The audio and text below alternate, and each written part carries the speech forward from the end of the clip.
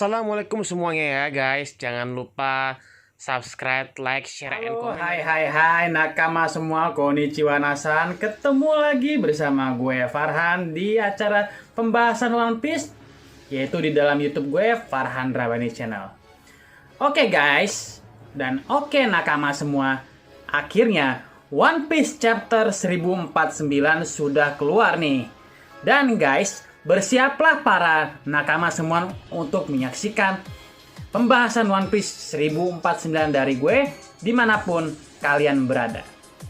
Karena ini suasana aksinya begitu mendebarkan dan menuju akhir dari segala cerita arc Wano Kuni Onigashima ini, mari kita bahas. Oke guys, nakama semua, tanpa menunggu waktu lama, mari kita lanjut guys untuk pembahasan One Piece chapter 1049 kali ini. Nah guys, di chapter One Piece kali ini berjudul Dunia yang harus kita cita-citakan. Nah ini benar-benar menarik nakama semua untuk judul kali ini, yaitu pesan moralnya menggambarkan cita-cita ambisi yang harus setinggi langit nakama semua. Oke guys, kita lihat nakama semua di cerita cover story masih dalam cerita kelompok Germa 66, yaitu saudara-saudari Sanji yang melihat situasi bagaimana buku di Fakultas Penelitian bisa terbakar sehingga Vinsbok, Niji, dan Yongji mulai bebas dan mulai lolos dari ikatan buku dari kelompok bajak laut Big Mom tersebut guys. Nah, pertanyaannya nakama semua, siapakah dalam pelaku aksi pembakaran ruang Fakultas Penelitian buku tersebut? Apakah saudara Germanya atau ada pelaku lain guys? Ya sudahlah, kita menarik untuk ditunggu kebenaran cover-cover selanjutnya guys nakama semua. Lalu kita masuk ke cerita chapter panel kali ini nakama semua, di mana kita akan menyaksikan dan melanjutkan bentrokan kekuatan yang maha dahsyat untuk Kapten Baka Sencho kita, Monkey D. Luffy. Nah, dengan kekuatan Dewa Hanuman dahsyat Gomu Gomu no Bajrang yang melawan Sang Yonko buas bajak laut Hyajuku no Kaido dengan kekuatan Devil Fruit Awakening dahsyat api naga raksasanya. Kemudian Luffy berteriak dan mengerahkan seluruh tenaga kekuatannya. Sementara Kaido mengatakan kepada Luffy, jika kapten tercinta kita Sang Baka Sencho, Luffy sudah melangkah jauh telah melakukannya dengan baik untuk bertarung melawan Kaido selama ini. Namun guys, tidak mungkin si topi jerami bisa mengubah dunia, ujar Kaido. Dan nakama semua dimanapun berada, saat Luffy adu kekuatan dahsyat untuk melawan Kaido, ternyata cerita ini beralih masuk flashback ke masa lalu Kaido. Dan nakama semua, kita bisa melihat dan menyaksikan pada saat Kaido masih kecil. Sejak kecil, dia sudah bisa menggunakan senjata gadanya. Nah, nakama semua, wow, ini benar-benar keren dan menakutkan ya. Dari kecil saja, Kaido sudah punya anak yang memberani dan memiliki senjata yang besar. Dan cerita Kaido ini ternyata guys, bersetting di sebuah kerajaan yang ternyata merupakan tanah tempat kampung halaman kelahiran Sang bajak laut buas Kaido. Nama kerajaan tersebut bernama Kerajaan Vodka. Dan nampaknya nakama semua memang sangat cocok dengan Kaido yang kita lihat ya guys. Kebiasaan Kaido ini suka mabuk-mabukan di saat sebelum perang maupun waktu perang dimulai. Lalu di sana di cerita berikutnya, orang-orang dari Kerajaan Vodka mengatakan jika Kaido benar-benar anak yang luar biasa di mata mereka. Karena Kaido sendiri merupakan prajurit terkuat dan ia masih bocah berumur 10 tahun. Wah, bayangkan guys, udah 10 tahun dia masih bocah yang sangat kuat dan benar-benar tubuhnya benar-benar energik. Ya, maka itu ya disebut makhluk terkuat di dunia sehingga ia menjadi Yonko bajak laut. Nah, benar-benar juga nggak nyangka juga ya nakama, anak sekecil ini yang bisa menjadi Yonko guys. Bayangkan nakama semua, kita bisa melihat juga sosok Kaido kecil yang kita lihat nampaknya benar-benar berhasil memenangkan sebuah pertempuran dan menciptakan ledakan kobaran api nyala-nyala yang begitu dahsyat dan besar.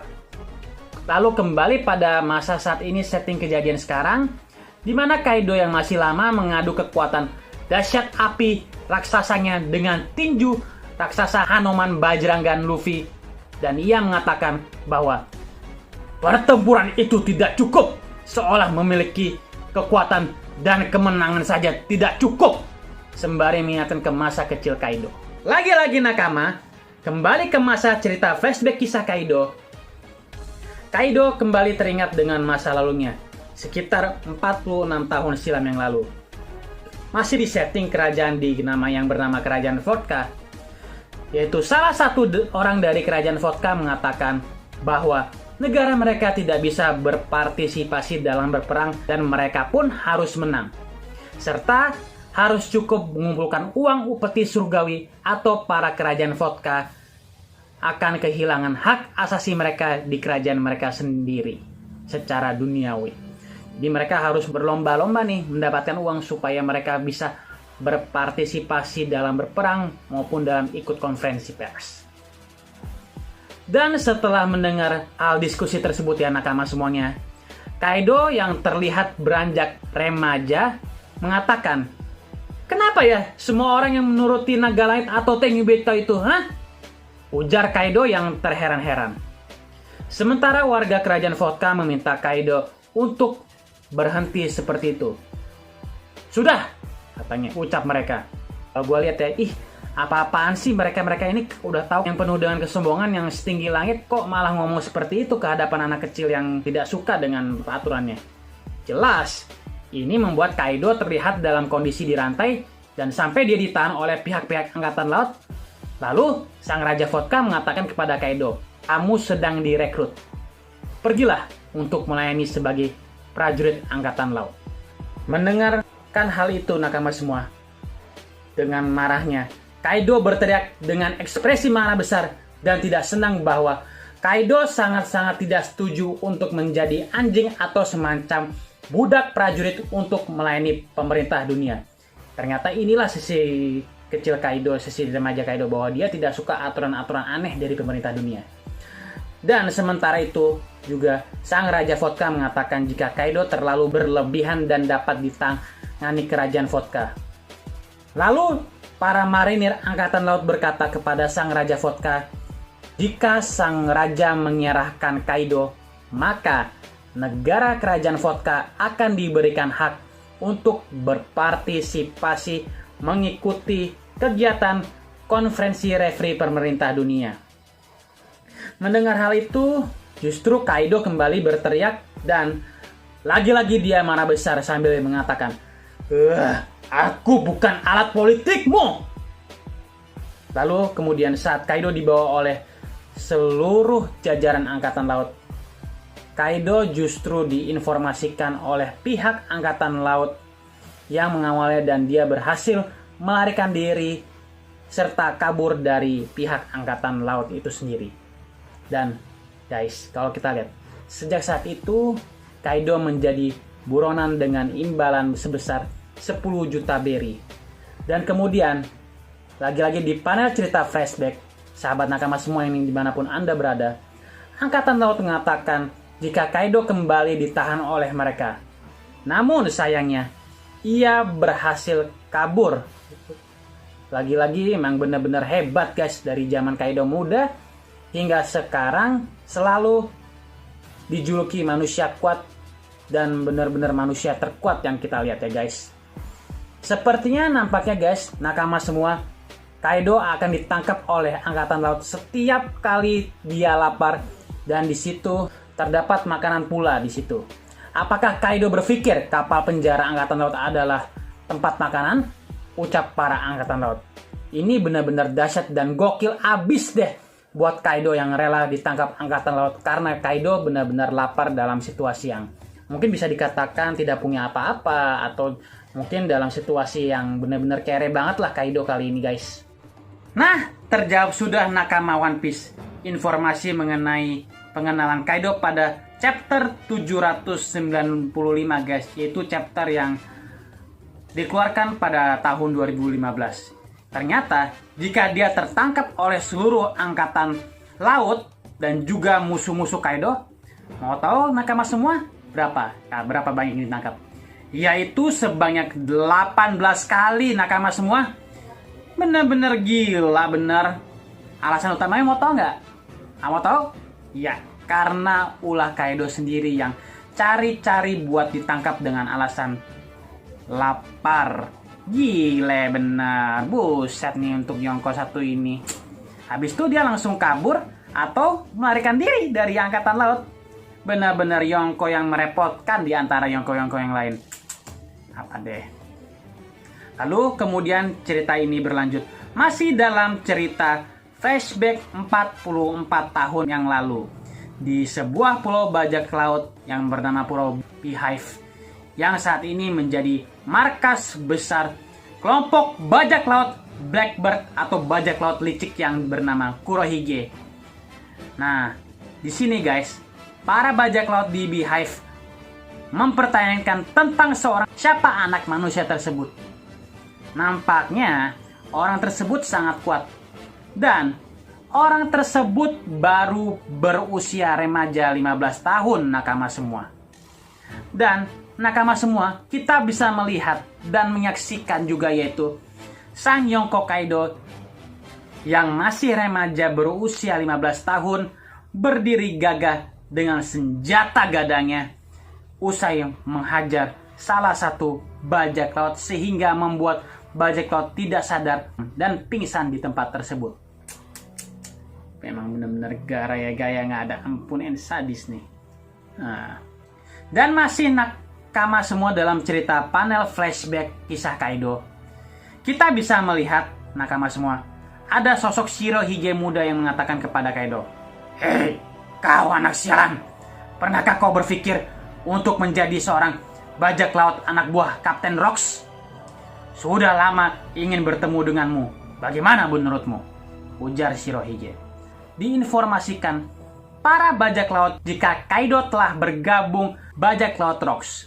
Wow, benar-benar sungguh luar biasa sekali dengan usaha kegigihan dan dia bisa bergabung dengan bajak laut Rocks. Serta seluruh bajak laut kembali berkata perihal tentang bajak laut Rocks. Bukankah mereka sangat tak terkalahkan sekarang, kata mereka. Dan nakama semua, kita bisa melihat bajak laut Big Mom muda dalam siluet menemukan Kaido dan berteriak, "Kaido, ini hal besar datang segera. Kita akan pergi ke pulau God Valley." Dan masih panel berlanjut dalam flashback nakama semua. Para bajak laut berkata jika kelompok bajak laut Rocks secara mendadak telah pecah. Ya, itu sebuah lelucon kan? Tidak mungkin banget guys nakama semua kelompok ini benar-benar pecah dengan semua monsternya yang bersama-sama dan sepertinya nakama semua. Seorang prajurit angkatan laut bernama Monkey D. Garp. Kalian tahu siapa nakama?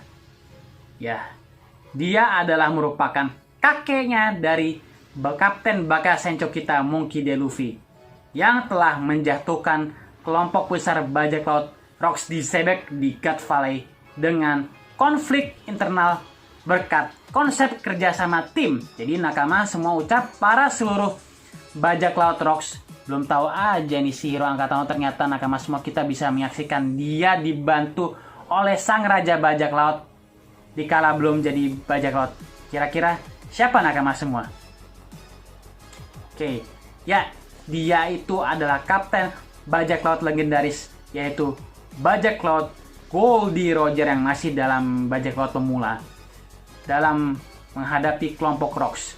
Gak heran guys nakama semua para anak buah Rocks dan monster Rocks telah berhasil dikalahkan. Selain itu, tentu memang faktanya adanya kerjasama tim yang buruk dalam anggota bajak laut Rocks yang memiliki cerita moral ini tentu menjadi salah satu alasannya bagi nakama semua One Piece dimanapun Anda berada. Jadi kalau kita memiliki tim kerja yang buruk, pasti kerjanya berantakan. Kalau memiliki tim kerja yang baik, pemikiran yang baik, pasti kerjasamanya, pasti idenya brilian dan membangun kerjasama yang baik juga guys. Itu pesan moralnya guys. Sementara itu guys, nakama semua di tempat lain, bajak laut Big Mom berteriak dan terlihat marah besar. Kemana Kaido pergi? Kaido, apakah kau bercanda? Baik dengan itu ucapnya pada Kaido yang nampaknya telah pergi meninggalkan kelompok bajak laut Rocks.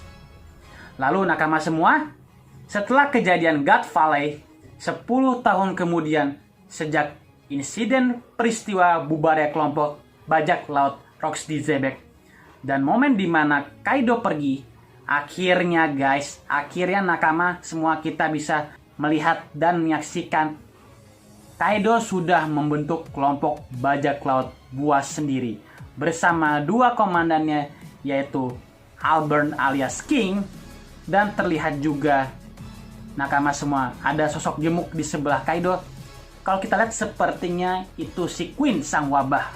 Lalu ada juga si nenek tua pemilik kekuatan Devil Fruit buah iblis Mane Mane no Mi, yaitu ternyata nenek-nenek ini dalang di balik keruntuhan dan jatuhnya Oden serta pelantikan ilegal Kurozumi Orochi, yaitu nenek itu bernama Kurozumi Higurashi, dan dia datang bertemu dengan Kaido dan mengatakan kepada Kaido bahwa jika Kaido perwujudan kekuatan sambil tertawa, Kurozumi Higurashi kembali berkata ke nakama semua, "Ciao, kekuatanmu telah menjadi solusi untuk semua jenis masalah yang terjadi sepanjang sejarah manusia.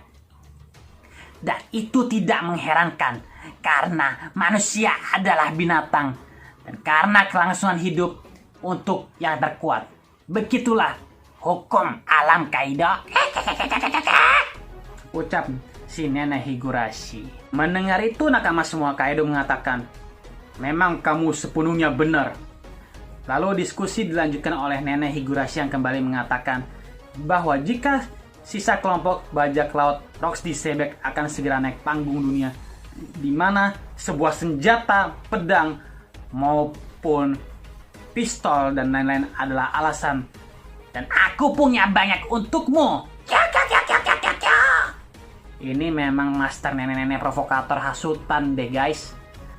Dan si nenek satu ini mengingatkanku pada kisah Pandawa 5, yaitu tokoh Sengkuni yang menghasut para Kurawa untuk membenci Pandawa 5. Tapi sebenarnya yang paling mengagetkan para nakama semua dimanapun Anda berada, ternyata Kaido ini bukan orang jahat loh kalau menurut aku. Jadi keadaan dan hal-hal yang lain ini ya, termasuk si nenek Sengkuni ini yang telah berhasil menghasut Kaido, yang menjadi alasan untuk Kaido menjadi bajak laut buas kejam dan liar saat ini. Coba kalau Kaido nggak dihasut ya, mungkin udah lain cerita, dia tidak menjajah negeri Wano. Oke, lanjut dulu nakama semua. Kembali masih cerita flashback Kaido berteriak sambil mengangkat gadanya di hadapan seluruh banyak kru-krunya, dan dia mengatakan, "Ada orang yang terlahir sebagai bangsawan, orang-orang yang berkuasa menerima perdamaian begitu saja. Mari kita seret mereka ke medan perang." Itulah arti kesetaraan dan kebebasan bagi dia. Hanya dalam perang guys, nilai seseorang ditentukan, dan teriakan Sang Yonko bajak laut buas Kaido diikuti oleh teriakan bajak laut yang ikut bersamanya. "Wow!" ucap mereka dengan semangat jiwa perangnya. Kemudian cerita berlanjut lagi, masih dalam Kaido sedang berdiskusi dengan sang komandannya yaitu Albert King, dan Kaido berkata jika dia tidak tahu dari mana anaknya yaitu Yamato mengetahui dan menyebut legenda yang bernama Joy Boy dengan tujuan membuka perbatasan negeri Wano Kuni yang diinginkan oleh Oden. Kalau kita lihat guys, sepertinya adalah persiapan untuk Joy Boy. Jika itu orang yang sama yang kau tunggu, maka King, aku tahu siapa Joy Boy. Sementara King sejenak terdiam dan bertanya, "Siapa itu Joy Boy?" Setelah itu cerita kembali ke masa saat ini. Masih pertarungan sengit Kaido dan Luffy yang membenturkan kekuatan mereka yang tersisa. Di saat yang bersamaan, nakama semua kita bisa melihat dan menyaksikan salah satu agen Sipinol yang tersisa pergi menjauhi pulau Onegashima dari tempat pertarungan Luffy. Mau ngapain coba? Udah nggak bisa nangkap Robin, malah kabur. Sepertinya ini dia akan melapor ke Gorosei bahwa kekuatan Devil Fruit yang ditakuti Gorosei, yaitu kekuatannya Luffy, telah bangkit nih. Dan pasti akan melapor bahwa Luffy ternyata bisa mengalahkan Kaido dan menjadi ancaman untuk pemerintah dunia. Sementara itu, Kozuki Momonosuke mengatakan jika Luffy akan memenangkan pertempuran Arc Onegashima ini. Dan kemudian di scene Yamato berteriak menyemangati Momonosuke. Lakukan Momonosuke. Dan Momonosuke dalam wujud naga raksasa mengatakan, keluarlah awan api. Lakukan yang seperti saya katakan, ucap Momonosuke. Dan cerita ini berpindah di bawah pulau Onegashima yang benar-benar melayang-layang di udara. Seperti balon-balon di udara. Asik. Oke, nakama semua guys, kita bisa menyaksikan juga situasi di tempat lain, tepatnya di ibu kota bunga Wanakuni, di mana kita bisa melihat warga Wanakuni yang berkumpul dan masih bersuka cita dengan pelepasan lampion api, yaitu yang bertuliskan melambangkan wujud harapan dan keinginan mereka terbebas dari jajahan Shogun Kurozumi Orochi maupun Kaido. Situasi kembali ke kastil Pulau Onegashima ya guys, dimana nakama semua kita bisa melihat menyaksikan kelompok bajak laut Kapten Eustace Kapten Kid yang bersama dengan sang Kapten Luffy tentunya. Terlihat kebingungan nakama semua melihat situasi yang ada. Kemudian cerita ini berpindah lagi.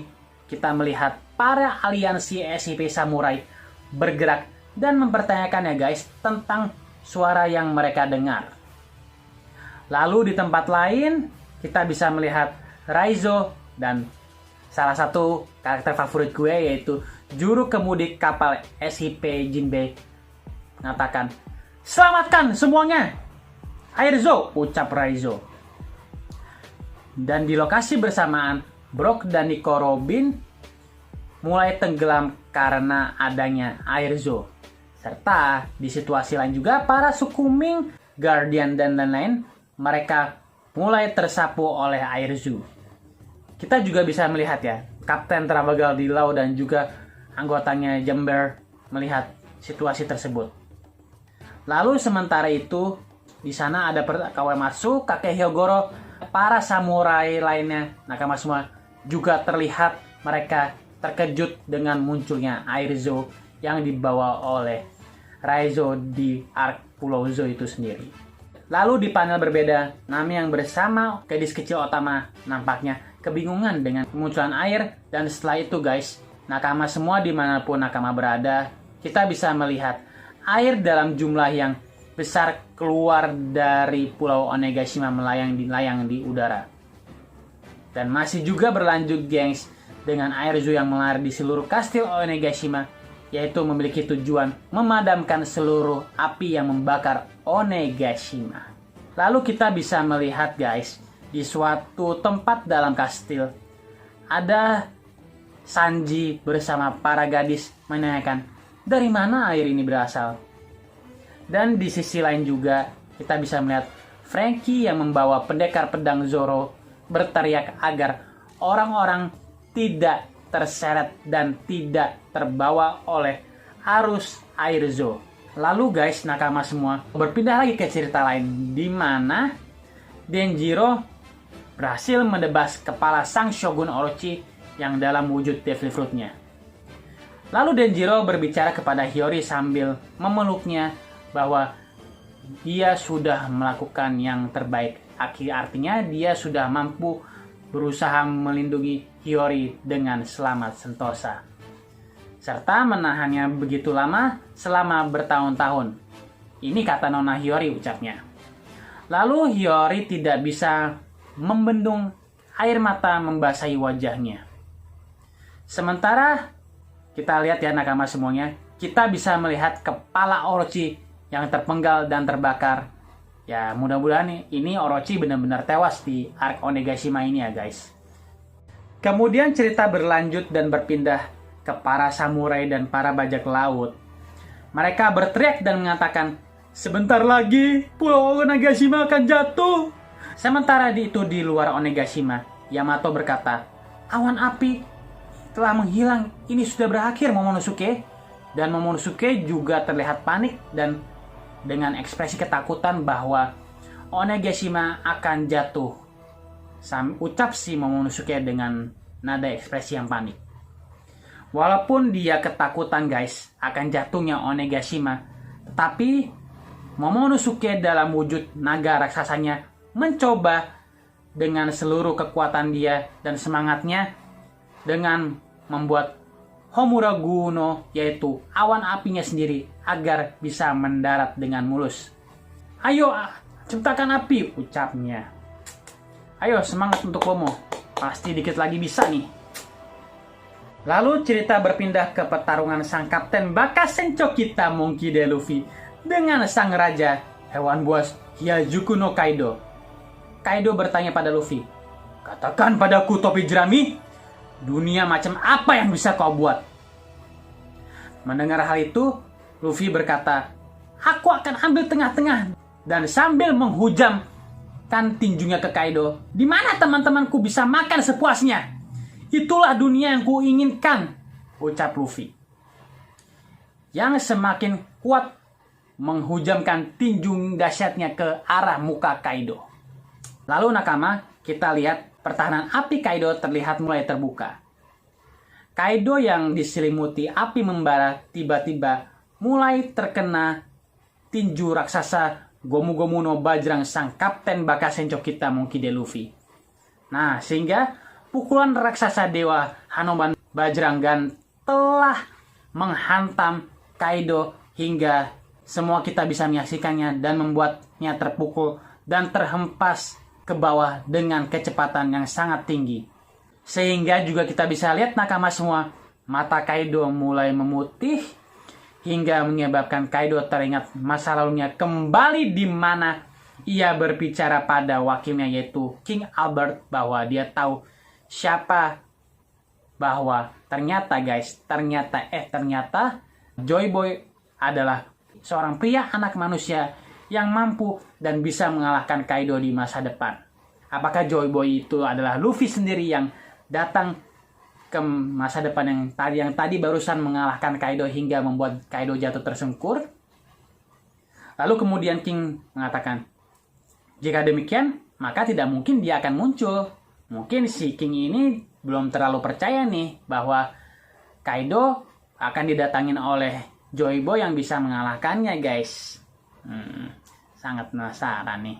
Setelah itu kita kembali ke masa saat ini, di mana Kaido yang meluncur setelah terpukul jatuh dan dia mulai kehilangan kesadarannya. Lalu sementara itu kita masih melihat warga ibu kota Bunga Wano masih berpesta pora, dan di tempat lain akhirnya guys, nakama semua, kita bisa saksikan Onigashima akhirnya berhasil diturunkan dengan aman sentosa oleh putra Oden, yaitu Momonosuke yang terlihat kelelahan dan memejamkan matanya. Wow, hebat! Akhirnya kau bisa berguna juga nih putra Oden satu ini, dan bisa berhasil mendarat dengan mulus Onigashima-nya. Tidak ada kehancuran berkeping-keping yang ada. Semua mendarat dengan selamat. Hebat. You're great, Momonosuke. Sementara itu, kapten tercinta kita terlihat kehabisan tenaga. Dan Luffy juga terlihat mulai jatuh. Akhirnya cerita chapter ini selesai guys, nakama semua. Sebelum mengakhiri cerita ini, aku akan sedikit menanggapi setelah melihat flashback masa lalu Kaido. Kembali yang aku katakan ke nakama semua, bahwa faktanya guys, nampaknya Hyajuku no Kaido ini ternyata bukanlah orang jahat nakama semua. Karena penyebabnya situasi dan dunia lain yang membuat dia seperti itu ya. Sehingga dia gampang kehasut nenek Kurozumi, sehingga dia dia gampang diperalat oleh angkatan laut dan ditangkap hingga menyebabkan dia menjadi sifatnya beringas dan menjadi Kapten Yonko bajak laut terbuas. Sepertinya ya guys, menurut teori yang ada guys, ini bisa jadi peluang adanya kemungkinan guys jika Kaido akan berada di sisi Kapten Baka Sencho kita Monkey D. Luffy setelah cerita arc Wano Kuni ini benar-benar selesai dan berakhir. Yaitu dengan tujuan memaksakan turun para dewa-dewa yang palsu, yang super nyebelin, yang bertata di kerajaan Marijoa seperti pemerintah dunia maupun gelar Tengyubito.